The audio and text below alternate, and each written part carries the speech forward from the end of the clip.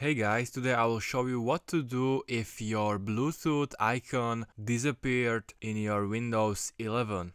I have this problem right now, my Bluetooth is not here. I'm gonna check Bluetooth in settings, open Bluetooth and devices, and as you can see, I can't turn on my Bluetooth here. So what I'm going to do, this method what I'm going to use helped me in the past and I hope it will help me now. I'm on my laptop and I'm gonna press and hold 10 seconds the power button. When it shut down, unplug your power cable and wait at least 30 seconds. So I'm gonna try it now. I'm back after about 3 to 4 minutes. You can check the time difference in right down corner. And now I will check if my Bluetooth is here, and as you can see it's back, and this method helped me to bring my Bluetooth back to my laptop. I don't know why it disappears, but this is the second time I fixed that with this method. So thank you guys for watching, I hope it helped you and see you in the next video.